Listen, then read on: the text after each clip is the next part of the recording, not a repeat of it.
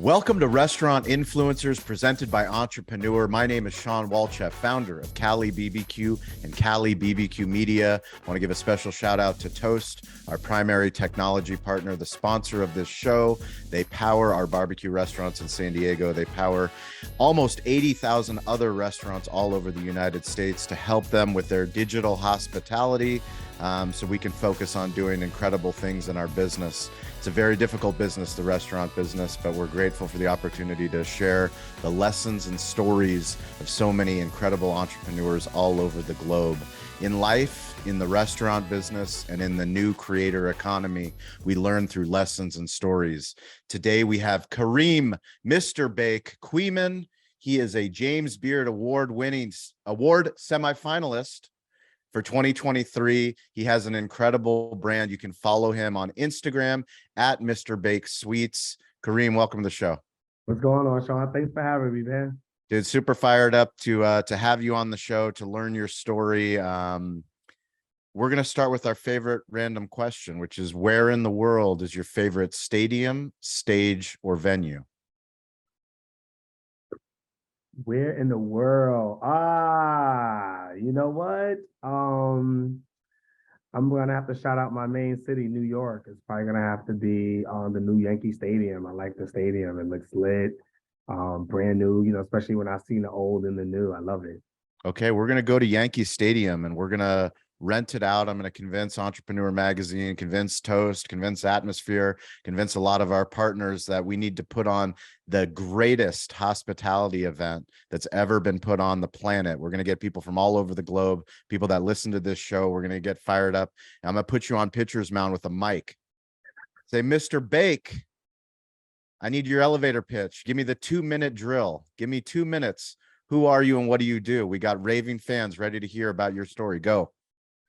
Hello, everybody. My name is Kareem Queeman, affectionately known as Mr. Bake. I hail from Harlem, New York. I now reside in the Washington, D.C. area. I am the owner and operator of Mr. Bake Sweets, which is a production kitchen space hailing out of Riverdale, Maryland, where we service everybody throughout the states.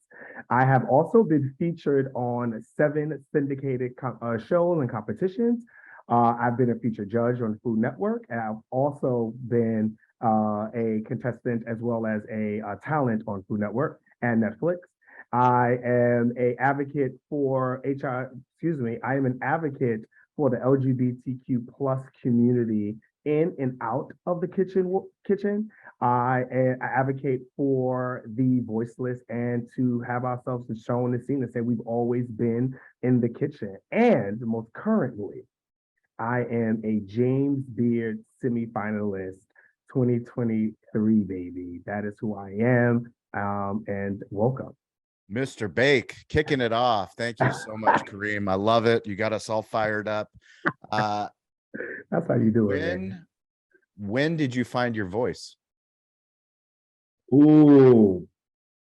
That's a nice question. You should have prepped me for these. No prep. We don't. You got an incredible PR team, but we don't give them any insight to what I'm going to ask. That's how we get our audience gets the best stuff. All right. Honestly, I'm gonna tell you, I think I'm still finding my voice. I'm still trusting and learning to lean in more into that, and understanding and seeing my wealth and my wealth and my full potential. But I would probably say it started 7 years ago, when I lost my mom. I hit hard. I was depressed. I did everything, drugs and smoked, and just wild out for a little bit. And I wanted to get recentered, and I got into therapy. So shout out to therapy. And I did that for 4 years straight. And that helped me come out of a depression. In that, I look back at my mom's funeral and how so many people said so many beautiful things about her, even though my mom and I had our own relationship. It reminded me of how do I want to be remembered when I leave this earth? You know what I mean? I asked myself, if I was to, leave this earth tomorrow, would I be happy with the life that I've lived? And my answer was no. So I started to really start changing what that meant and start speaking out more about that change, about going to therapy. And then that's when I found that passion, that purpose in my passion, which was to advocate for the unseen community, but the most visible and strong community. We are the LGBTQ is pretty much behind a lot of the industry, you know what I mean? Outside of the food industry, fashion, music, everything. And we weren't really being seen to me. I didn't see a lot of people that look like me, that I can identify and inspire to be. I had to look at, you know, your Carla Halls and Chef Carme's and a few other people to be like, I want to be like them. But what if there's a young Kareem out there saying, yo, look at Mr. Bake. I want to be just like him. When did you make your brand, Mr. Bake? Woo, all right. So real talk, I've been Mr. Bake since New York, since I was in high school. So I Who met did you, are you the self-proclaimed Mr. Bake or someone Mr. Bake no, no, you? no, no. So my best friend, my brother of mine, Jerome Williams, named me Mr. Bake. We first met. He found out I cooked. He loved this. He loved what I gave him. And he was like, "Yeah, I'm gonna call you Mr. Bake." So really, for a little while, everybody really was just calling me Bake. You know, and this is before the association with, you know, marijuana and stuff. Yep. But everybody was calling me Bake because we were all the same age. So yeah, so it stuck with me from high school. And I was like, you know what? I'm gonna just call myself, I'm gonna just like brand it, Mr. Bake. It flows, people love it, you know. So that's how it stuck. And when was that? What year was that? Shoot, that was early 2000s, bro. We talking So pre-social media. Yes, yes. We're talking Pre-social media. 07. Yeah. Okay. Yeah. So Absolutely. when did you first get a social media account and start to lean into Mr. Bake? Actually, my first Instagram. It was Okay. When was that? What year was that? when did Instagram start up? 2010, 11, 2010, 2011 sounds like Yeah, that. yeah. So Don't quote around me that on that. time, It sounds like that. yeah. So when Instagram first started, let's say 2011, 2012, I was Mr. Bake. I actually put, I don't know, I try to be creative. I put the three backwards so it looked a little different or whatever. But I was always Mr. Bake. So, and then I already had like before I got my LLC and I was selling cakes to people. I already had business card that says, you know, Mr. Bake, Kareem Cleveland Undergrad. I mean, I love that. And I'm so grateful to have you on the show and grateful to have conversations like this because I'm fortunate to have restaurant owners and potential restaurant owners reach out to me all the time. And they go, you know, how do you do it? What do you do? And I say, before you do any of that, start telling your story on the internet. You know, build a brand on the internet, build a community on the internet, start talking about the things that you want to build because you don't have to go and get tens of thousands, hundreds of thousands, millions of dollars to get into the game to see if you actually love what you're doing. You know, the fact that you started, you know, as an Instagram account, obviously you've always been baking. You know, Yes. you've been baking things. This was a passion of yours, but Yes. what we talk about on this show is what we call smartphone storytelling. You know, Okay. every business owner, anybody that's listening to this, we always want social media to be somebody else's job. And ultimately, it's our job, right? True. That's No true. one's going to come, like for me, no one was coming to tell our story. We were on the True. barbecue, we were cooking barbecue on the West Coast. We Uh-huh. thought if we built a great business, we had all these people that would come from all over San Diego to come eat our barbecue. No one came.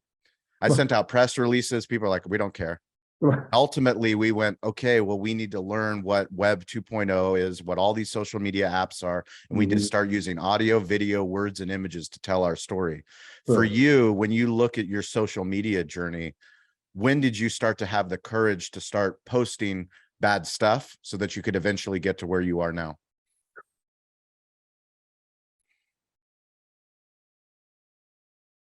It was right after my mother passed. So that was 2018. She passed in 2017 that summer. 2018, when I decided to consciously and intentionally say I was going to blaze a trail for people in my intersections, is when I actually started to really talk. Like you, literally everything you just said, Sean, like seriously, I started to talk more about what I was doing or wanted to do to the right people. I started to actually lean into people that I knew, who were already doing the things that I saw myself doing, and just tap on their shoulder, tell them that I was interested in these things. How did they get started in these things?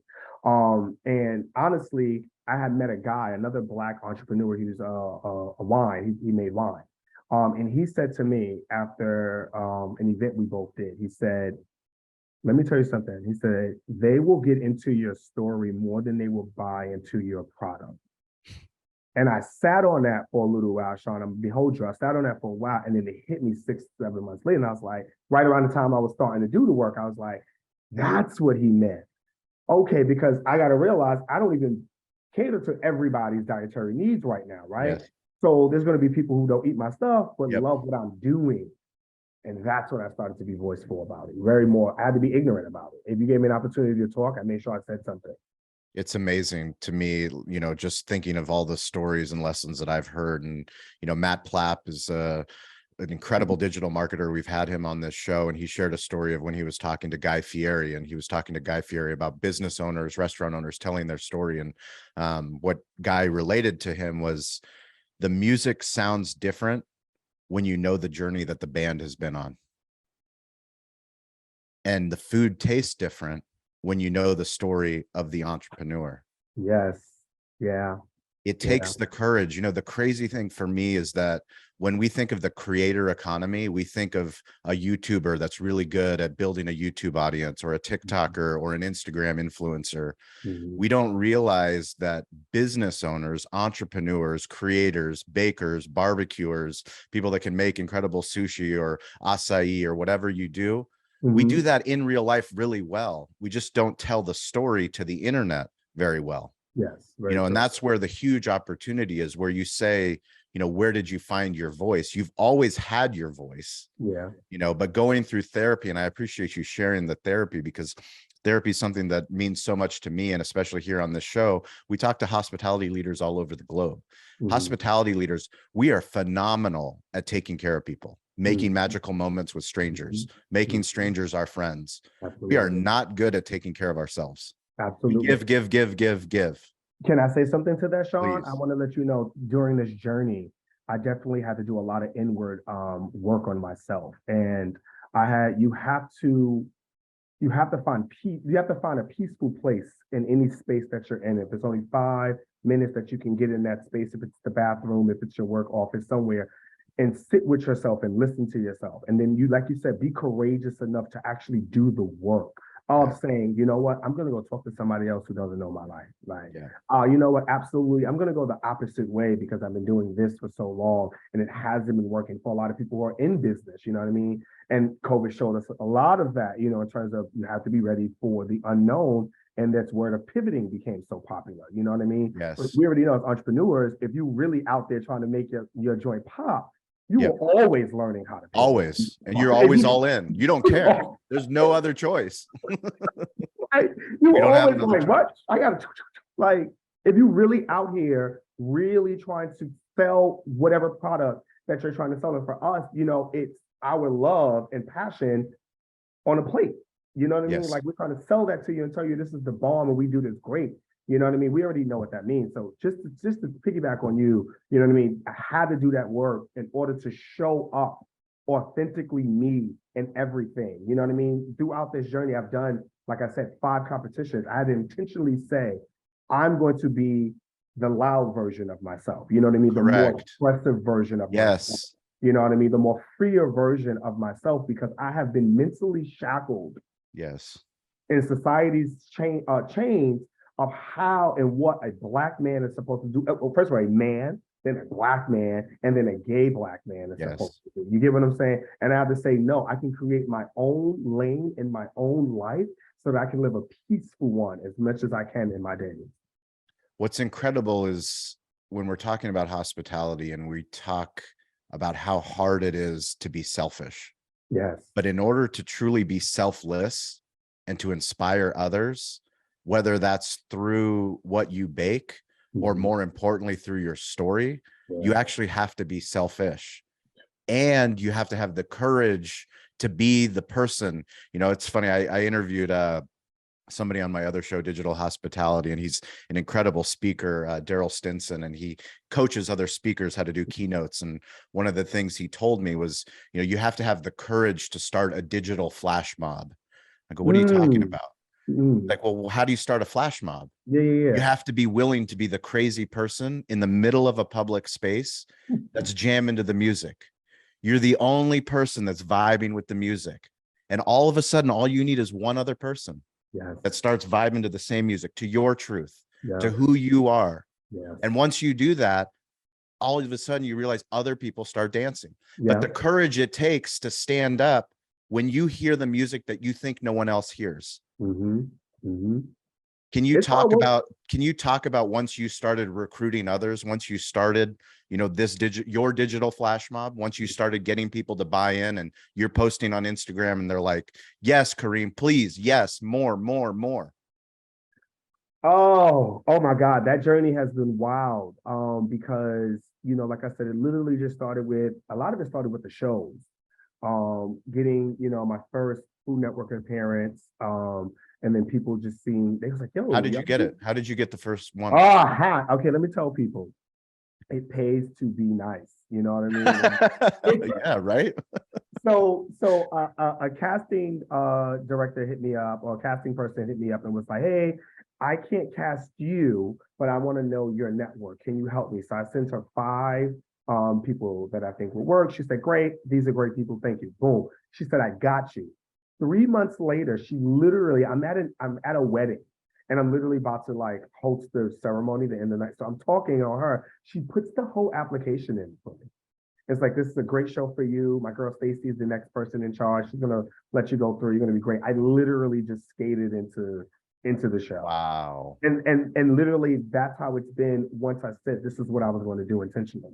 You know what I Yes. mean? When I actively started to say, I am going to be this person. And it took a while because throughout the journey, you talked about how was it gathering your people. It took a while because sometimes people would say things and see things that I truly didn't fully see yet. So a lot of it, I haven't worked through imposter syndrome, you know what I mean? Yep. During that process, working through imposter syndrome during that process. But I had people like pouring into me, somebody who worked for a magazine called YG magazine, and online subscription. She did a 3-page spread about me and put my story about, my plight about creating space or voice for the voiceless of queer Black folks in the kitchen. And from that, I then got an award from, oh my God, the Washington Business Journal, Washington, Wow. D.C. Yeah, in COVID, you know what I Yes. mean? Like in the heat of 2020, got this award saying, we want to tell your story because we believe your story needs to be voiced on a larger platform. This is like, and it came out of nowhere, you know what I mean? Well, it didn't come out of nowhere.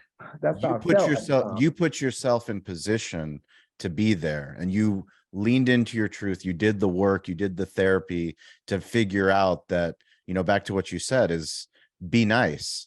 But like you were leading with your heart, leading with empathy and Yeah. saying, hey, I've got a network of people that I will put you in touch with. And the thing I tell business owners and people that listen to the show all the time is when you have the courage to share your story online using audio, video, words, and images, like remove the logo. Stop thinking like, oh, I don't like TikTok or I don't like Facebook. Like all it is a logo. Remove the logo. It's an internet playground. That's where you can meet people. They can hear your truth. They can vibe with you. They can buy into who you are and what you do. And when you do that, you have no idea who's watching.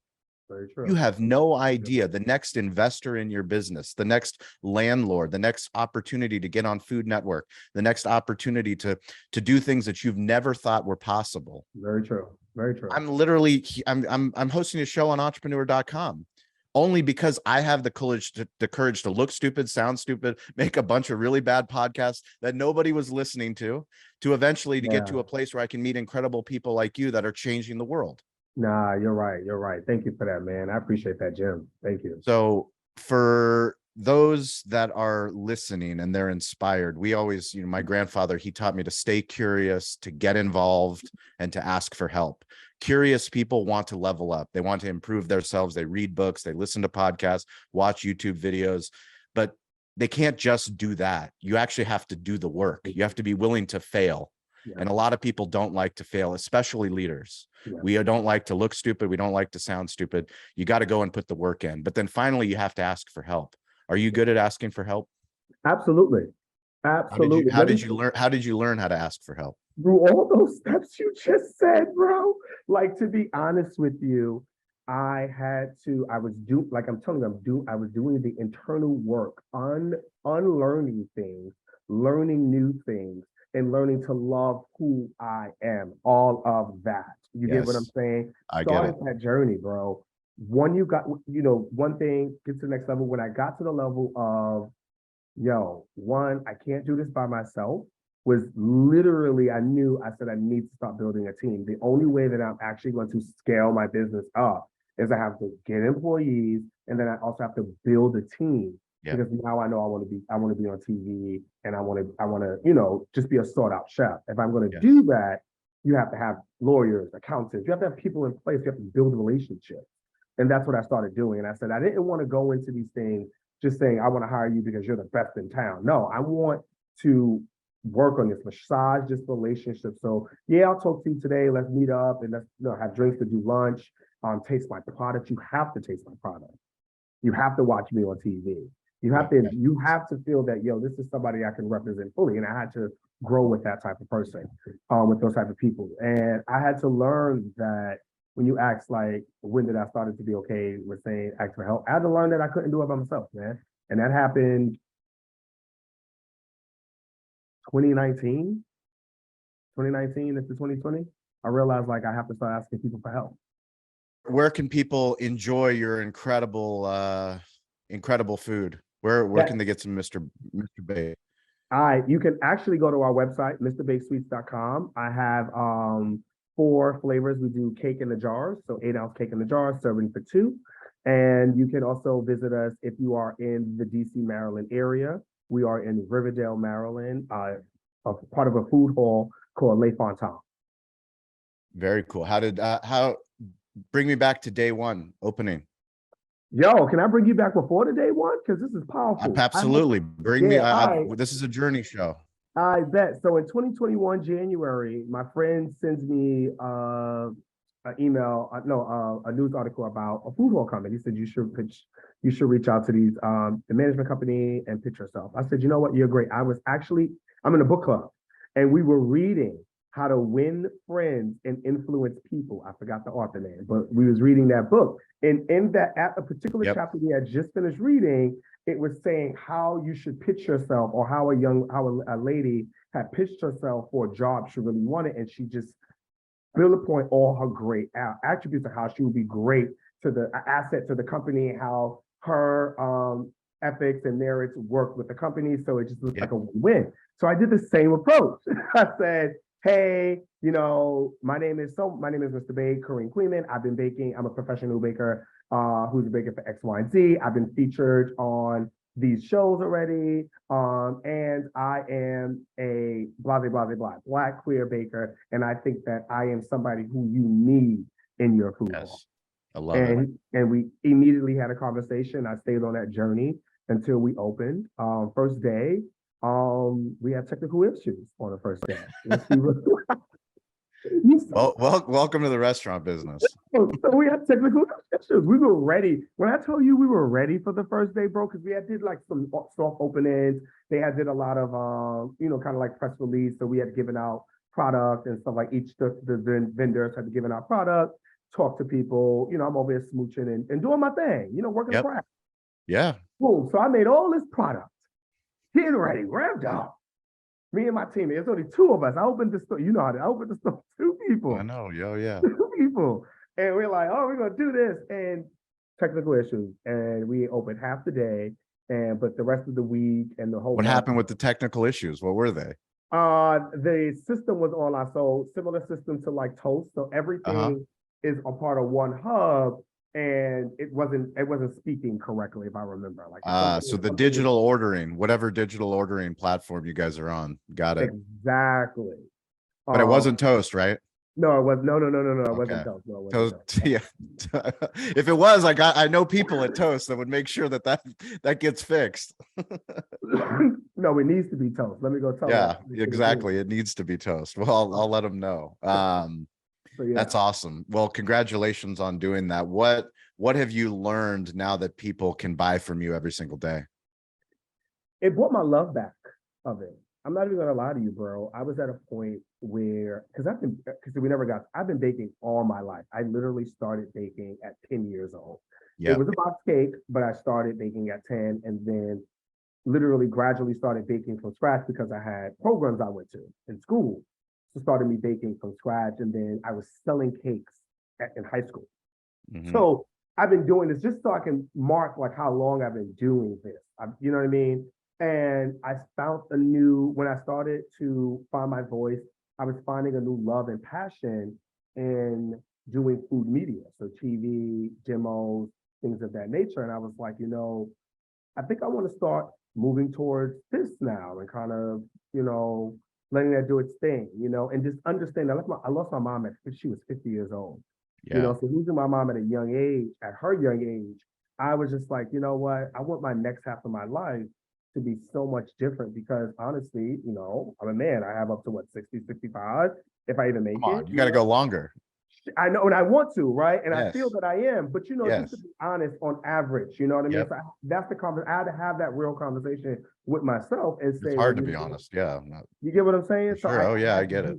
do that work. So then being in a space, man, the staff or working with my team, my staff member, my team member, I call them my team. You know what I mean? They're not even not my staff. You're not Yep. employees. You're my team.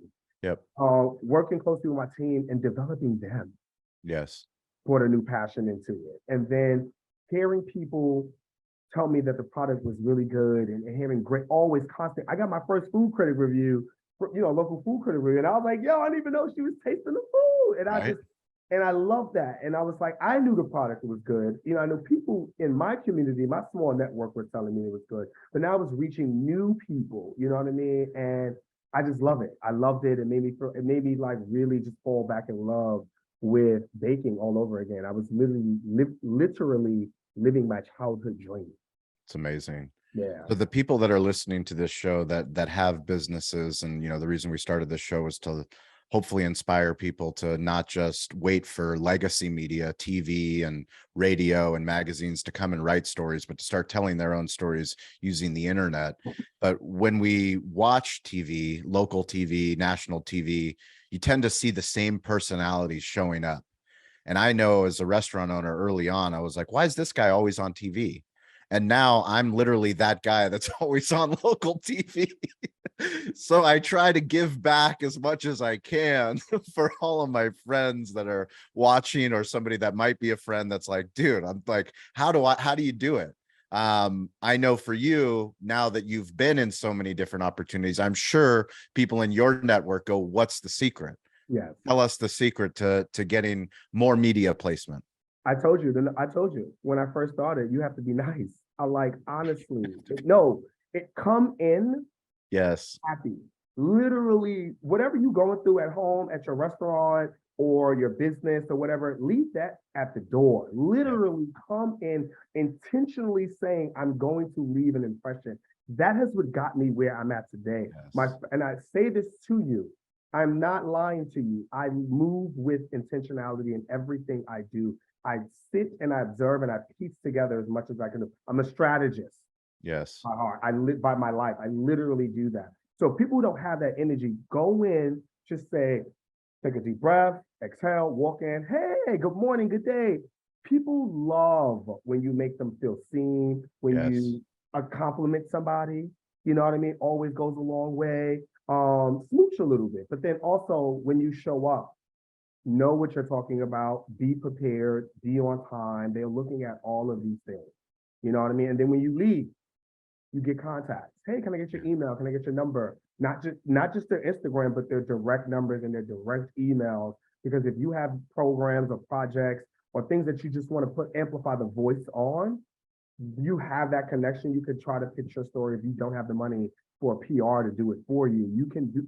I was my own PR. My PR did not get me on my Food Network shows and my Netflix shows and my Food Network Canada. Amazing. I did that myself. Yes. That was me. I Googled, interviewed, didn't get it, got it. Correct. So just want to let people know it's not easy. You know what I mean? Literally, think of how a baby goes into running. A child grows into running. They started crawling. Yes. Crawl. It is okay to be on Correct. all fours. It's okay to ask for help. And then when you get up and you start walking, great. Then you can start running. Then you can start soaring. You know what I mean? So just please, little by little, and like I say, I know you got a whole list of questions, but I have to say this is on my heart. No, you speak. When you are a face with another adversity, or when you are faced with another opportunity, or you want to go for something and you start to doubt yourself, I want everybody to remind themselves, how do they get to where they are today? You graduated when you didn't think you was going to graduate. You raised that child with a single parent. You opened that business with only $20,000. You know what I mean? You started that catering company out of your grandmother's basement. You know what I mean? You lived in your car for a year, and now you just got to remember, you already accomplished so much by standing and listening Yes. and being here today. Do not forget your power in that. So if you could have did those things that you thought once were too large mountains to climb, think about pull that same energy into this new adventure. You know, it's so powerful. Yesterday, I was up at Spark LA. It's an event that Toast just put on the West Coast, up at West Hollywood. Beautiful hotel, London, 200 restaurant operators over there learning. They had the CFO, Elena Gomez. She was up on stage, and she showed a picture of Toast where it started in a basement in Boston. Literally a mom's basement in Boston. And they're sitting there saying, like, this is where we were, this is where we've been in 10 years. And I was fortunate to get called up on stage, and they're like, you know, what can Toast do? And for me, having interviews like this, that Toast sponsors this show, I go, you know, look at this room here. Eventually, in 5 years from now, in 10 years from now, this room, we're going to need to be in Dodger Stadium.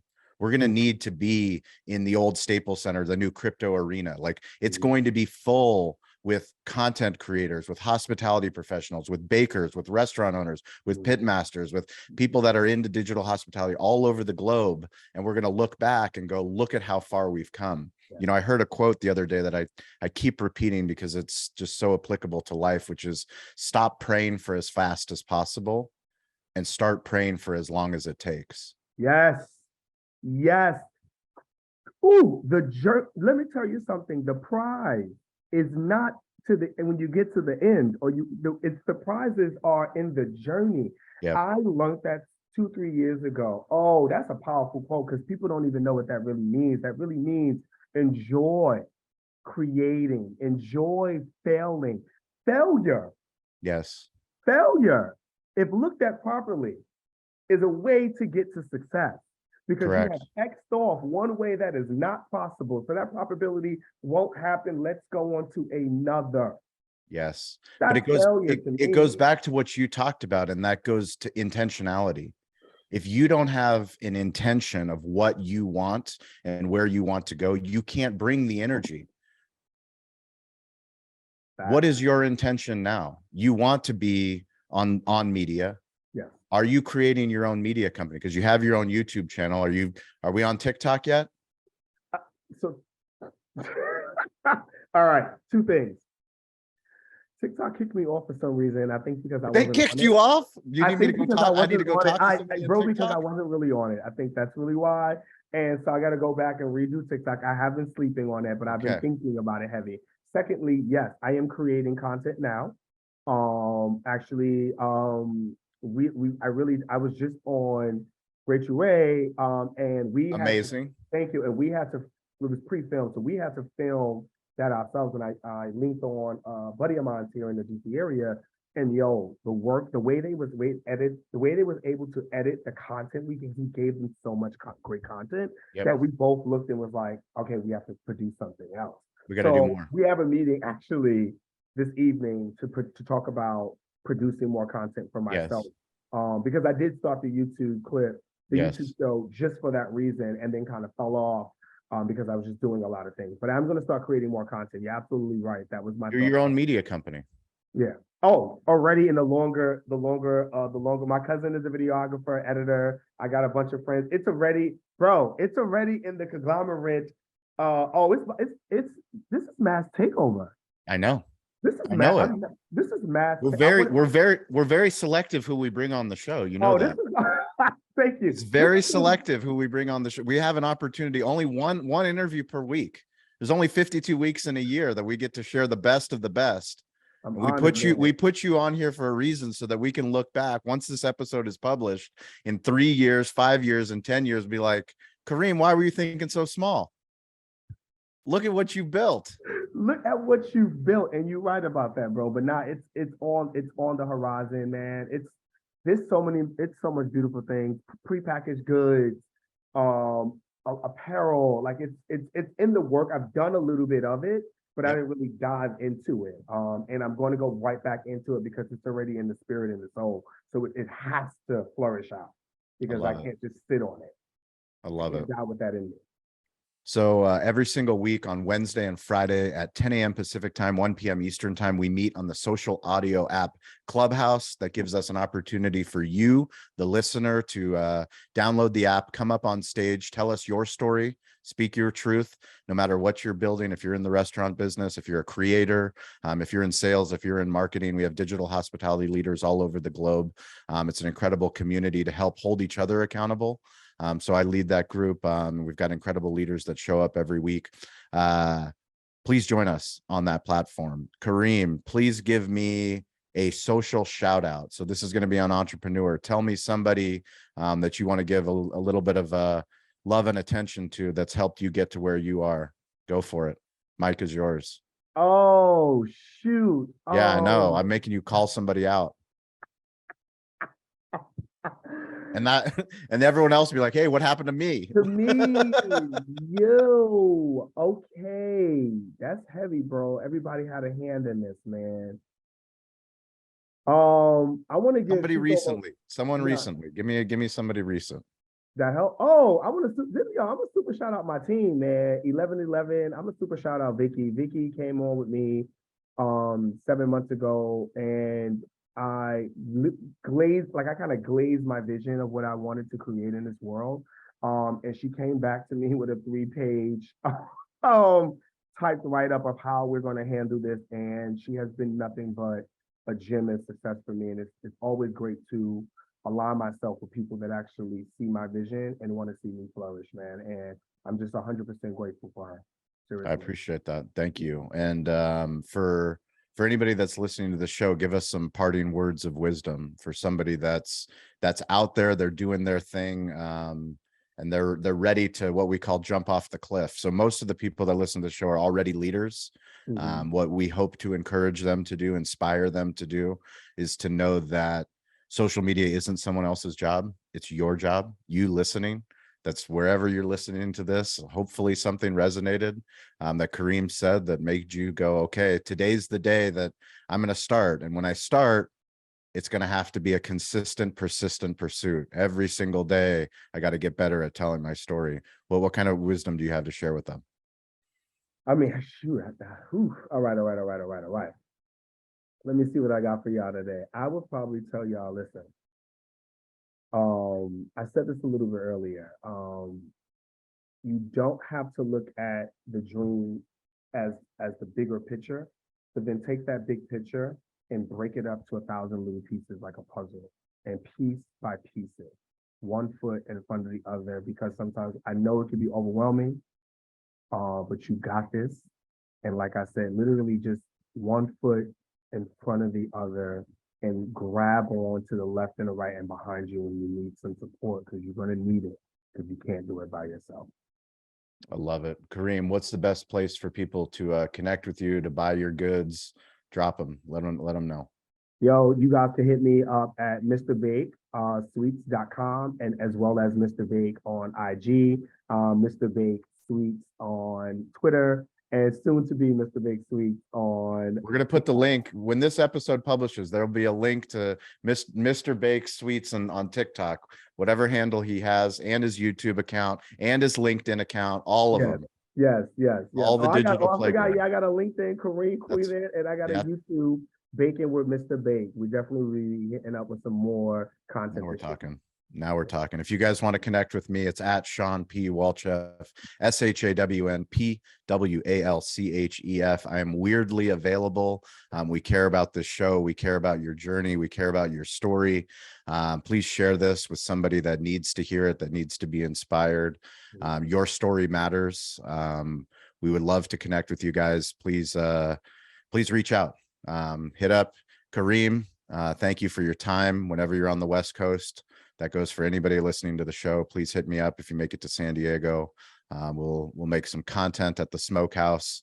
And if you're in Kareem's neck of the woods, please, or if you just want some sweets, order it online. Yeah.